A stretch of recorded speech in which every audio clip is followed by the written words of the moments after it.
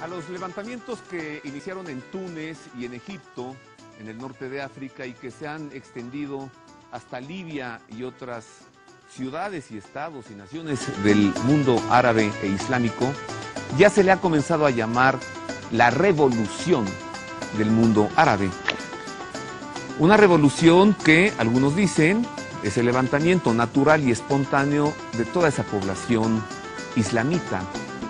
Otros aseguran que esos levantamientos no son naturales, hay una provocación, hay una mano que mece esta cuna. Acompáñeme hoy en el Pulso de la Fe para analizar estos conflictos, estos desórdenes, estos levantamientos en el mundo islámico desde el pulso de la fe, pero también desde la geopolítica mundial y desde la perspectiva internacional.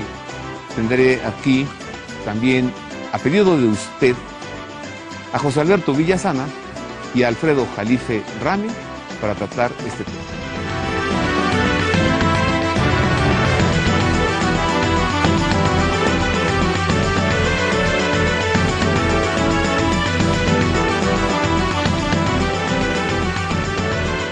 Ese es el tema de hoy, un tema dificultoso, pero espero que después de una hora de programa podamos poner luces en este asunto y, como lo dije hace unos minutos, a solicitud de usted, porque hemos recibido muchos correos electrónicos en nuestro correo elpulsodelafe@proyecto40.com.mx, en los que usted nos ha pedido que estén nuevamente aquí Alfredo Jalife Rame y José Alberto Villasana para explicarnos lo que está sucediendo. Recuerdo una televisora que estuvo haciendo una crónica de todo este asunto, envió pues reporteros especiales, hacía mesas allá con analistas de política de allá, pero siempre con una cortinilla en pantalla que decía la construcción de un nuevo mundo. Y entonces esto provocó ya en su servidor el deseo de poner luz en esto, porque realmente se está construyendo un nuevo mundo o se está implementando un nuevo orden mundial, y hay que aclarar estos temas. Iniciamos con esta nota introductoria que le da inicio a este tema. No es preciso tener más de 3 dedos de frente para percatarse de que las revueltas y levantamientos en el mundo árabe no son espontáneos, sino provocados, y que la población civil ha sido azuzada para protagonizar las protestas. ¿Quién es el instigador? ¿De quién es la mano que mece la cuna? Se trata de una mano que cuenta con más de 200 años de mover hilos. Una mano invisible de la que solo se ven sus maniobras. Las más evidentes son las revoluciones. ¿Se ha preguntado usted por qué a los levantamientos que hubo en Rusia, Francia y México se les llama revolución, en tanto que a las rebeliones ocurridas en España y Estados Unidos se les llama guerra civil? La diferencia consiste en que la revolución se deriva de una instigación, en tanto que la guerra civil resulta de un auténtico levantamiento popular. Las revoluciones siempre vienen acompañadas de conflictos religiosos y las guerras civiles no. La historia muestra que no ha existido revolución que no haya sido planeada, instigada e incluso financiada por intereses ajenos a las causas sociales y al pueblo, que invariablemente termina peor de como estaba. El objetivo que se persigue al instigar poblaciones y lanzarlas contra sus gobiernos consiste en desestabilizar primero, para luego instalar un gobierno afín a los intereses de la mano que mece la cuna. Las revueltas de las poblaciones islámicas que iniciaron en Túnez y Egipto y que se han extendido por Argelia, Libia, Bahrein, Costa de Marfil, Sudán, Yemen, Marruecos, Irán, Líbano, Omán y Siria tienen en común 3 cosas. A todas se les ha llamado revolución árabe. Todas van dirigidas contra jefes de Estado del sistema islamita y todas contienen dosis de conflicto religioso musulmán. ¿Pero de quién es la mano? Recordemos algunas evidencias. El 10 de febrero, un día antes de la renuncia de Hosni Mubarak como presidente de Egipto, el director de la CIA, Leon Panetta, en una audiencia en el Senado, afirmó con descaro que es muy probable que Hosni Mubarak salga de la presidencia este mismo día. ¿Por qué lo sabía? En el caso de Irán, la provocación es más evidente cuando el presidente de Estados Unidos exhortó abiertamente a los iraníes a desafiar a sus dirigentes incitándolos a la rebelión, como en Egipto, en favor de la democracia, les dijo. Pero ¿quién nombró a Barack Obama policía mundial de la democracia? ¿Quién le concedió el derecho de atropellar soberanías interviniendo en asuntos internos de otras naciones? En Egipto, como en las demás revueltas del mundo árabe, se repite este mismo esquema, de poner al líder por autoritario para que el pueblo acepte complacido a los nuevos libertadores, sin darse cuenta de que el aparato militar y el estatus político permanecen intocables, y sin percatarse de que acabarán en una situación peor de la que antes, pero ahora sin la capacidad de organizarse y reaccionar. La mano que mece esta cuna pertenece a grupos globales dominantes, grupos de poder cristianos sionistas y judeo-masónicos que están empleando toda su fuerza provocadora de choque de civilizaciones para perfilarse a la implementación de su nuevo orden mundial.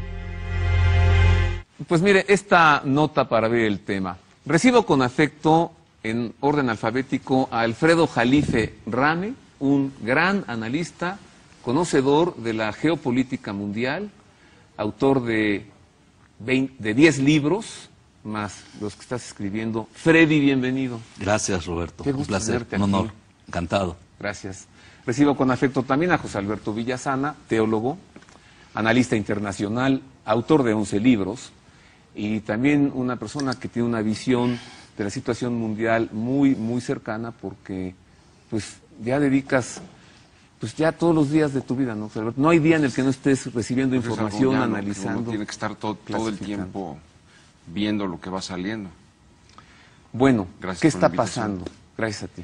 ¿Qué sucede en ese mundo árabe que de la noche a la mañana están todos prendidos, aventando piedras, quemando banderas, derribando líderes? Primero, Pues sí, el presidente de Egipto, Mubarak. Digamos que lo que sucede externamente, lo que se puede ver es una extraña ola democratizadora.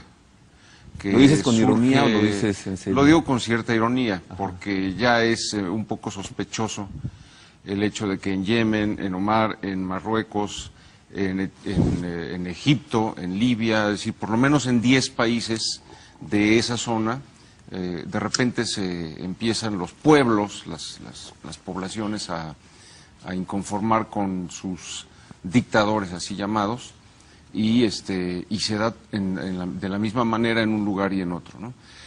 Me recuerda un poco lo que fue el movimiento del 68, en donde aparentemente estudiantes en Ankara, en Tokio, en México, en París, en Buenos Aires, en ese año del 68, empezaron a protestar contra el autoritarismo.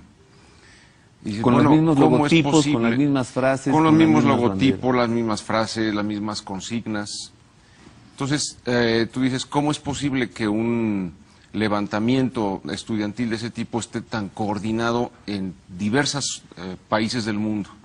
Es decir, ¿tú opinas que esto que está sucediendo en el mundo árabe, por llamarlo así, no es algo espontáneo?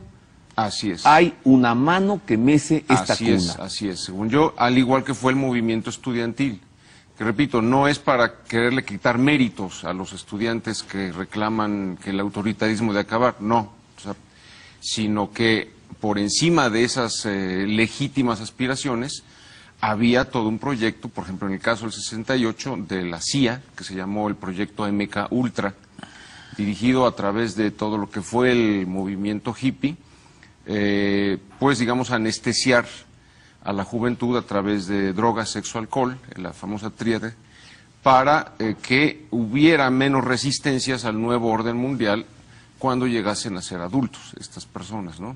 Todo un proyecto muy, muy definido con una finalidad. Y aparte, pues para que escarmentaran, porque Francia ya andaba muy exigente, que los gobiernos no exigieran más a Estados Unidos oro a cambio de sus dólares en las reservas.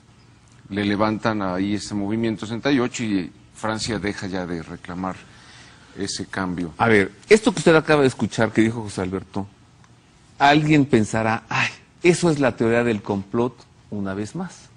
Alguien pensará, gracias por decirme esto, porque no lo sabía. Como siempre, la decisión final será la de usted.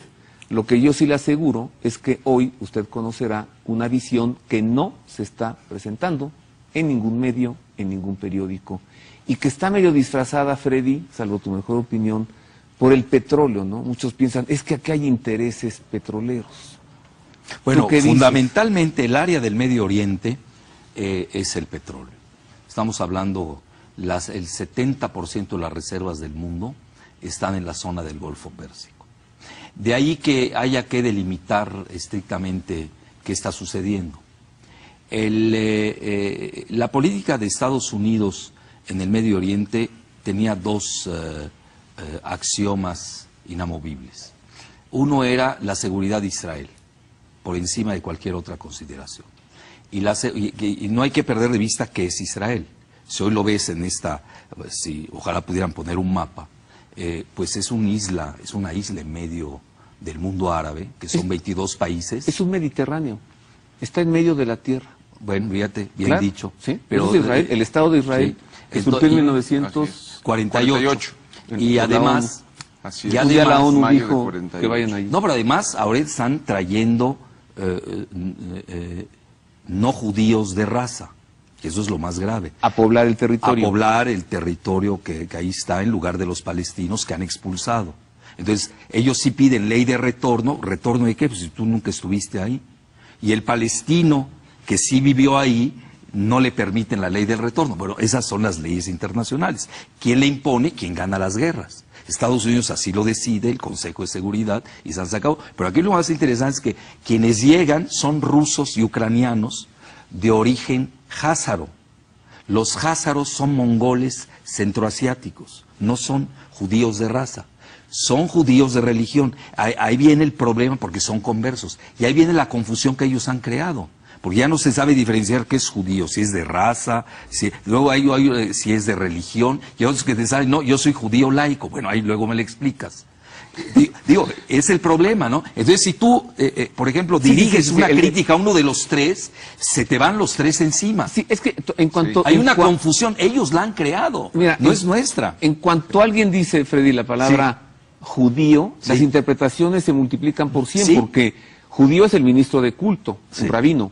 Judío es el que nace en Israel. Judío es el hijo de una madre judía. Entonces, cuando uno emplea el término judío... no de padre judío incluso. Tiene que ser madre de madre, ¿no? Entonces hay una confusión. Y luego siempre hay la posibilidad de aventar el término antisemita. Bueno, ese término antisemita es de locos. ¿Sabes el nombre antisemita a quién ofende? Sí, ya me dijiste. A los de Puebla. Sí. ¿No? Pero las semitas tan sabrosas que son, ¿no? Jamón con queso. Un antisemita. No, pero mira, para llegar... Pero además, inmediatamente, este señor es antisemita porque... No. Pero entonces, ¿qué término propones para no caer en conflicto? Pues no lo sé de qué estemos hablando. Probablemente... Yo tengo una clasificación, si quieres un día la manejamos. Podría ser el tengo término. una clasificación sionista. O sea, el sionista es el radical, digamos, es el fanático, es el fundamentalista. El extremista. Sí, que deriva de pues toda la línea, digamos, que quiere volver a recuperar Jerusalén, es el nombre de Sion, para solamente los judíos. El sionista puede vivir en ese territorio o puede vivir en cualquier parte del mundo y es sionista. Bueno, en Nueva York abunda. Claro, en Estados Unidos abunda. Y en Wall Street. Y en Europa, más que nada. Ahí son los que dominan. Ese es el sionismo financiero, que ese término yo lo acuñé. Sionista financiero. Porque además no necesariamente tienes que ser judío para ser sionista financiero. Puede ser un lacayo mexicano que depende del sionismo financiero, que es todavía más grave. José es decir, Alberto... hay toda una connotación de dominio mundial a través del dinero, que eso lo han hecho muy bien. Ahora, pero tú hiciste una pregunta de lo antisemita. Mira, te voy a decir por qué es absurda. Imagínate que a mí un házaro, J-A-Z-A-R-O,